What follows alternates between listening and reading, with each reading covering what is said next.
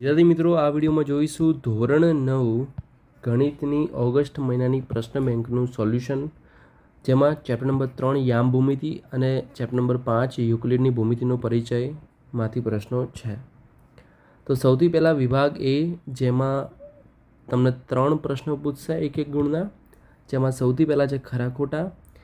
એક વસ્તુને સમાન હોય તેવી વસ્તુ એકબીજાને સમાન થાય તો જવાબ આવશે ખરું. બે ભિન્ન રેખાઓમાં એકથી વધુ સામાન્ય બિંદુ હોઈ શકે તો જવાબ આવશે ખોટું. બિંદુ, રેખા અને સમતલને અવ્યાખ્યાયિત પદોના રૂપમાં લેવામાં આવે છે તો જવાબ આવશે ખરું. શ્રીયંત્ર એ અંદરો અંદર ગૂંથાયેલા 9 સમદ્વિબાજુ ત્રિકોણોનું સંયોજન છે તો જવાબ આવશે ખરું. ત્યારબાદ જો એ, બી અને સી એક રેખા પર આવેલા 3 બિંદુઓ છે, તો જો એ બી સી એક રેખા ઉપર આવેલા છે તો એ બી વત્તા બીસી કેટલું થાય? એસી થાય. શું થાય? એસી. તો અહીંયા એ બી લખ્યું છે, માટે જવાબ આવશે ખોટો. ત્યારબાદ ખાલી જગ્યાઓ. પિરામિડની બાજુઓની સપાટીઓ શું હોય છે? ત્રિકોણ હોય છે, એટલે જવાબ આવશે ત્રિકોણ. પ્રાચીન ભારતમાં ગૃહસ્થ કર્મકાંડ માટે વપરાતી વેદીનો આકાર કેવો હતો? તો ભાઈ ચોરસ અને વર્તુળાકાર હતો. ઘન પદાર્થની સીમાઓને શું કહેવાય? પૃષ્ઠ કહેવાય છે. ત્યારબાદ ચોથો પ્રશ્ન, એલિમેન્ટ્સમાં અનુમાનિત સાધ્યની કુલ સંખ્યા કેટલી છે? તો 465 છે. ત્યારબાદ બિંદુને 0 પરિમાણ હોય. ત્યારબાદ વિકલ્પો છે, ગ્રીકવાસીઓની રુચિ શેમાં હતી? તો ભૂમિતિના વ્યવહારિક ઉપયોગમાં હતી. છેદતી ન હોય તેવી રેખાઓ સમાંતર હોય છે આ વિધાન, તો અહીંયા આવશે સાબિતી સ્વરૂપમાં. ત્યારબાદ સિંધુ ખીણની સંસ્કૃતિમાં બાંધકામમાં ઉપયોગમાં લેવાતી ઈંટોના પરિમાણ, જે ઈંટોનું માપ હતું એનો ગુણોત્તર શું હતો? તો 4:2:1. ત્યારબાદ યુક્લિડે તેના પ્રસિદ્ધ ગ્રંથ એલિમેન્ટ્સનું કેટલા પ્રકરણમાં વિભાજન કર્યું? તો 13 પ્રકરણમાં વિભાજન કર્યું. આપણે જાણીએ છીએ કે જો x + y = 10 હોય અને બંને બાજુ z ઉમેરે, એટલે કે x + y + z = 10 + z થાય, તો યુક્લિડનું આ કયું સ્વયંસિદ્ધ સત્ય છે? તો દ્વિતીય છે. ત્યારબાદ વિભાગ બી, જેમાં તમારે અહીંયા 2 ગુણના ટોટલ 3 પ્રશ્નો પૂછશે, જેમાં તમને વ્યાખ્યાયિત પદો, અવ્યાખ્યાયિત પદો, પછી આપેલ પદોની વ્યાખ્યાઓ, રેખાખંડ, સમાંતર રેખાઓ, તો આ બધા ક્વેશ્ચન છે, જેમાંથી તમારા સર તમને ક્વેશ્ચન પૂછશે. ઓકે, આપણે હવે જોઈએ નેક્સ્ટ જે છે વિભાગ.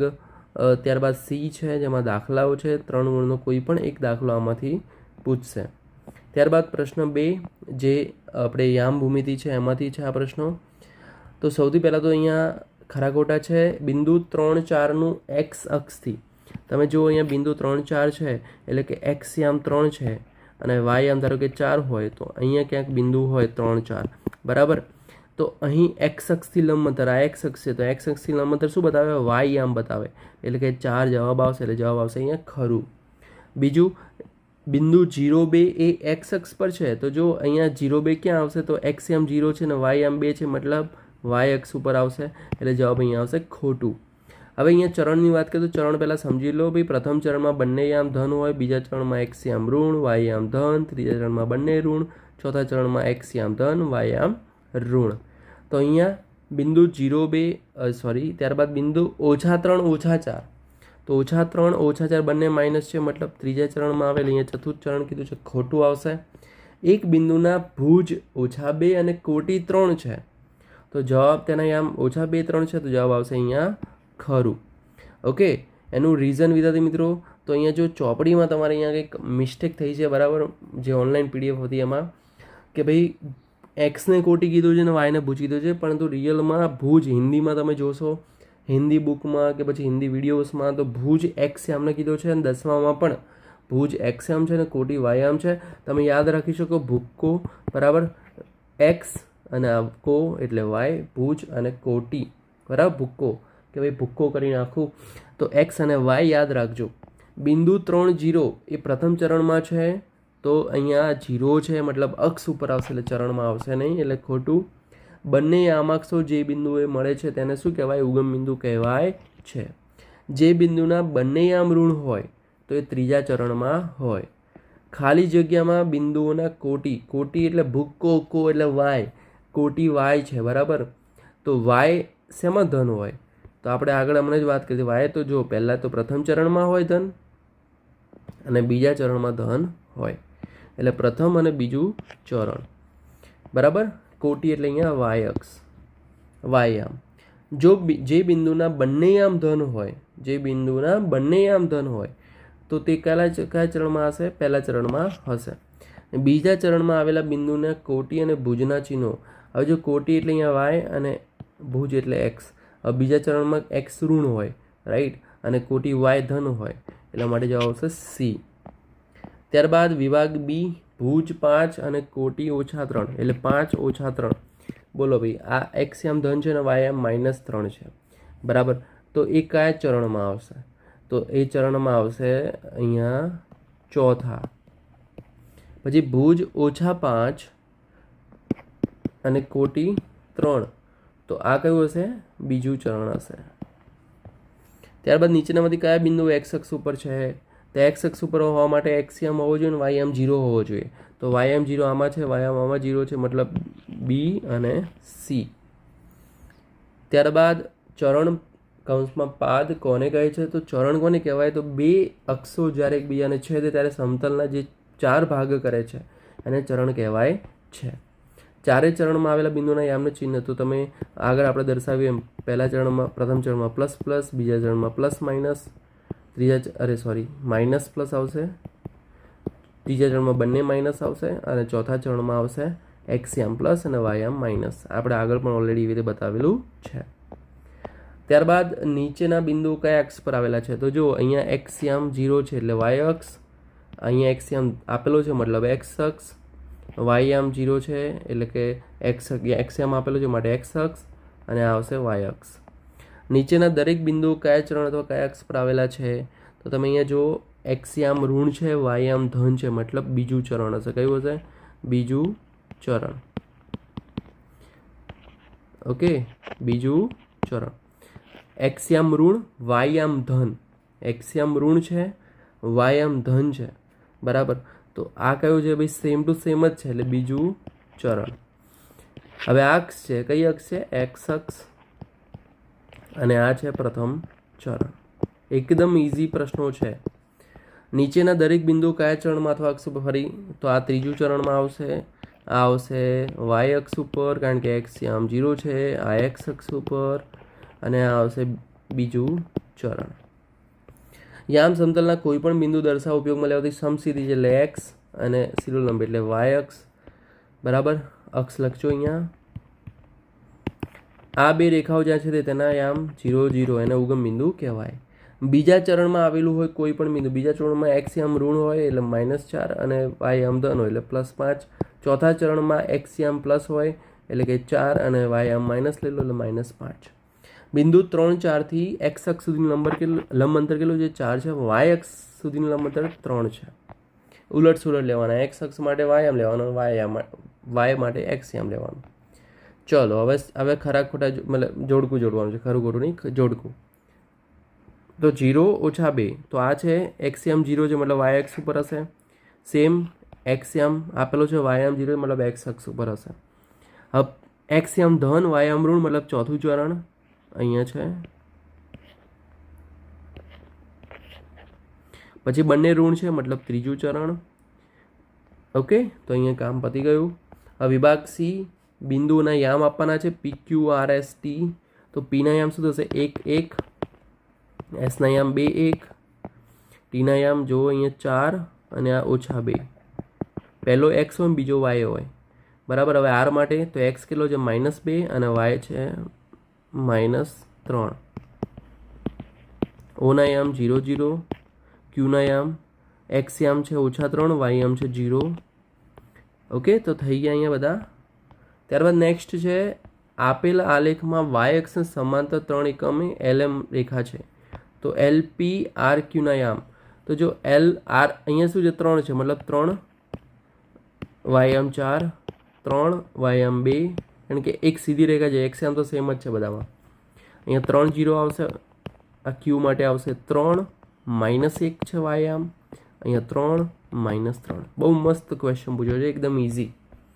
ત્યારબાદ નીચેના બિંદુના યામ શોધો જે એક્સ અક્ષ અને વાય અક્ષ બંને પર આવેલું છે. એને કહેવાય ઉગમ બિંદુ. 0 0 જેનો ભુજ -4 છે, બરાબર, વાય અક્ષ ઉપર છે. શું કીધું છે? વાય અક્ષ ઉપર છે. તો જવાબ આવશે 0. બરાબર ને? કારણ કે ભુજ શું છે? ભુજ એટલે શું થાય ભાઈ? એક્સિયમ. અને વાય અક્ષ ઉપર હોય તો એ પોસિબલ છે નથી. એકચ્યુઅલી આ જ છે ઇસ્યુ. આ મતલબ કહેવાય ને કે ભાઈ ગુજરાત ગવર્મેન્ટની બુકમાં, કારણ કે આ લોકો 9મા ધોરણની બુક તમે ખોલશો તો અહીંયા શું કહેશે? ભાઈ કોટી છે એ એક્સયામ છે, ભુજ વાયામ છે. બરાબર, તો એટલે અહીંયા 0 ઓછા 4 આવે.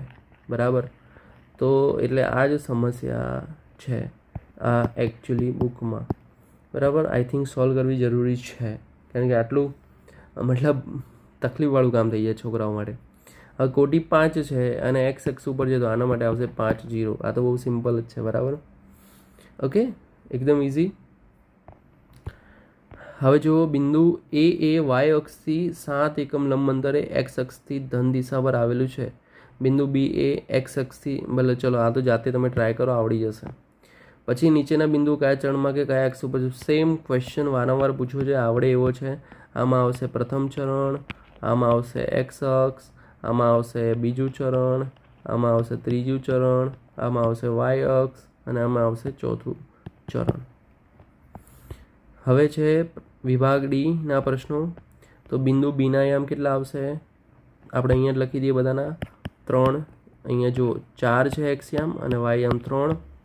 એસના યામ તો એક્સયામ 3, વાયયામ -4, અહીંયા એક્સયામ -5, વાયયામ -4, ત્યારબાદ એક્સયામ -3, વાયયામ 4. ઓકે, સેમ બિંદુ બીના યામ કેટલા આવશે અહીંયા? તો એકદમ ઇઝી, -5, 2. એમના યામ આવશે 0, અહીંયા આઈ થિંક આગળ આવી ગયું છે, -3 0. પછી ડીના યામ આવશે 6 2. સીના યામ આવશે 5 -5 2 -4 જીના યામ. ત્યારબાદ ઈના યામ -3 -5. એચના યામ -5 -3. એના પછી અહીંયા ફરી જો એક્સ અક્ષથી ધન દિશામાં વાય અક્ષથી લંબ અંતર એટલે કે PN શોધવાનું છે. તો PN કેટલું થશે? 4 થશે. એટલે 4 PM તો અહીંયા કેટલું છે? 3. તમે જો આ અંતર કેટલું છે? આ જે 3 છે એટલું. તમે અહીંયા પીના યામ કહેશો તો 4 3 આવે. તો PM કેટલું થયું? 4. એટલે કે લંબ અંતર વાય અક્ષથી કેટલું થયું? 4. ટૂંકમાં તમે જોશો આકૃતિમાં તોય ખબર પડી ગયું. તો PM કેટલું છે? PM છે 3. એવી જ રીતે OR, તો OR કેટલું છે? -6. બરાબર, પણ આપણે અહીંયા અંતરને ધનમાં લેવું પડે એટલે 6 આવશે. કેટલું આવશે? 6. ત્યારબાદ OS કેટલું આવશે? 2. અંતર આપણે ધનમાં લઈશું. એના પછી છે જેનો કોટી 0 છે તેવું બિંદુ જણાવો. હવે જો કોટી 0 હોય એવું બિંદુ કયું? તો ભૂકો એટલે વાય આમ 0 હોય એવું 5 0 આવશે. બિંદુ જી. જો અહીંયા ફરી કહી દઉં તમને, કોટી ભુજ, કોટીને વાય કહેવાય, ભુજને એક્સ કહેવાય. ધોરણ 10ની બુક ખોલીને જોઈ લો એવું હોય તો. બરાબર, ધોરણ 9ની બુકમાં મિસ્ટેક હોઈ શકે. અને ગવર્મેન્ટની તમે હિન્દીની બુક જોશો તો એમાં પણ ભુજને એક્સ એમ કીધો છે અને કોટીને વાય એમ કીધો છે. એમ પણ તમે જોવા જાઓ તો ભુજ એટલે શું થાય? તમારી હાથ ભુજાઓ, તો એ એક્સ અક્ષ બતાવે અને ઊભા છે આપણે મતલબ એ ઊભું છે કોટી કહેવાય. બરાબર, એ રીતે તમે વિચારીને પણ લખી શકો. ઓકે, એકદમ ઇઝી જ છે. આઈ એમ શ્યોર તમે સમજી ગયા હશો. બરાબર, ઓકે. ત્યારબાદ નેક્સ્ટ જે છે ક્વેશ્ચન એની વાત કરીએ તો એ છે જેનો ભુજ 0 છે, 0 ભુજ હોય એટલે કે એક્સએમ 0 હોય એવું કયું છે? બિંદુ જી. કેવું છે બિંદુ? એક્સએમ 0 વાળું બિંદુ કયું છે? એ. ઓકે. ત્યારબાદ નેક્સ્ટ જેનું કોટી -5 છે, કોટી એટલે કે વાય -5 હોય એવું કોઈ બિંદુ છે અહીંયા? તો યસ છે, કે. કયું છે? કે. બરાબર, પછી ચોથા ચરણમાં આવેલું એક બિંદુ એટલે કે ચોથા ચરણમાં કયું છે? એમ છે અને એન છે, એમ અને એન. હવે જો આમાં છે કે ભાઈ યોગ્ય ખરું આપણે કહેવાય 0 0 તો એક્સ અક્ષ ઉપર છે ને વાય અક્ષ ઉપર છે. 2 3 તો પ્રથમ ચરણમાં, -1 0 વાય આમ શું છે 0 છે મતલબ એક્સ અક્ષ ઉપર હશે. 3 4 બંને ધન છે મતલબ પ્રથમ ચરણ. 0 -1 એક્સ આમ 0 છે મતલબ વાય અક્ષ ઉપર હશે. -2 -3 બંને ઋણ છે મતલબ ત્રીજું ચરણ. -3 -2 મતલબ ત્રીજું ચરણ બંને ઋણ છે. આ એક્સિયમ ધન ને વાયામ ઋણ મતલબ ચોથું ચરણ. તો અહીંયા થાય છે એકમ કસોટી પૂરી. જો તમે અહીંયા જોશો ને આ હિન્દીમાં પણ છે. અહીંયા જો ભુજ -4 ભુજ છે બરાબર કોટી છે તો એટલે હિન્દીમાં પણ એ જ યુઝ થાય છે. એટલે તમે જો એને કમ્પેર કરીને જોશો અને ઇંગ્લિશ મીડિયમની બુકમાં જો ઇંગ્લિશમાં શું છે ભુજ અને કોટી તમે જોઈ લો એમાં લાસ્ટમાં હતા ક્વેશ્ચન એમાં ઓકે જો છે ને હુઝ ઓર્ડિનેટ આ જોઈ લો તો છે ને એટલે તમને ખ્યાલ આવી જશે.